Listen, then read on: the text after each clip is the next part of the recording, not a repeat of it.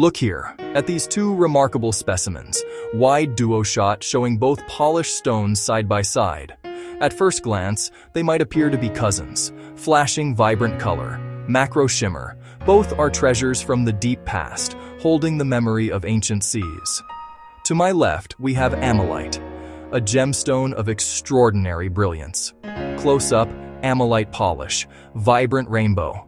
And to my right, this is Lumachelle, pearlescent, silvery shimmer. Close up, Lumachelle fragmented shimmer. They seem so similar, shimmering with a life of their own. And yet, their stories are profoundly different. The journey to tell them apart reveals the secrets of time pressure, the beautiful architecture of life itself. Each stone tells a story of transformation. Ammolite is, quite simply, a fossil gem. Its story begins over 70 million years ago, in a vast inland sea that once covered parts of North America. Here lived the Ammonites, magnificent cephalopods related to the modern squid nautilus. They built beautiful spiraled shells, chamber by chamber, as they grew. When these creatures died, they sank to the seabed. Under very specific and rare conditions, their shells were buried in sediment rich in minerals. An extraordinary process then began, not of decay, but of preservation and transformation. The very material of the shell, a substance called aragonite, was infused with minerals, layer by delicate layer. This process is the secret to Ammolite's fire. The shell was composed of incredibly thin, stacked layers of aragonite. As it fossilized, these layers were preserved perfectly intact. When light travels through these microscopic layers, it is split, bent, and reflected back in a dazzling display of color. A slight tilt of the hand can make a patch of brilliant red flash to an emerald green, or a deep blue shift to gold. It is a dynamic, living light, trapped within a prison of stone. Because it is formed from the single, continuous shell of one animal, the patterns in Ammolite are often broad and flowing.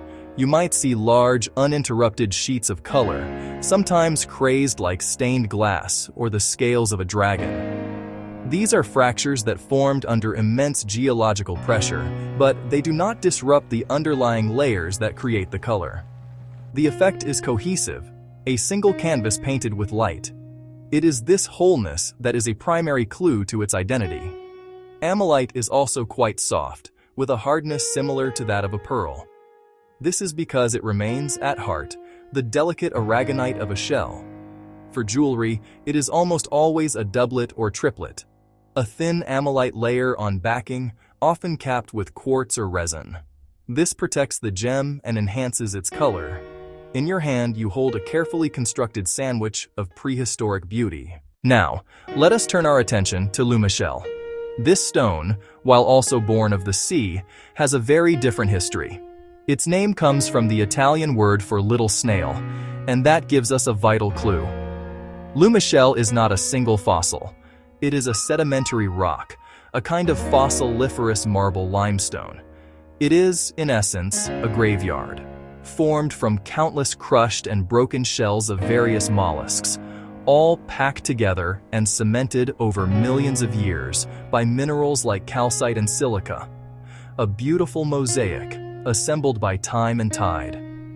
Unlike the singular ammonite shell that forms Ammolite, Lumachelle is a composite, a collection of fragments. You see the surfaces of thousands of tiny shell pieces, each at a different angle.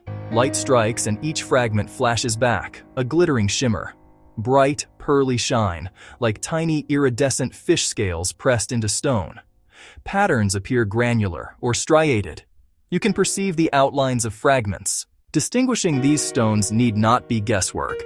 With a few simple observational tests, you can be confident. The first and most powerful test: examine the pattern of color. Hold the stone and tilt it gently in the light.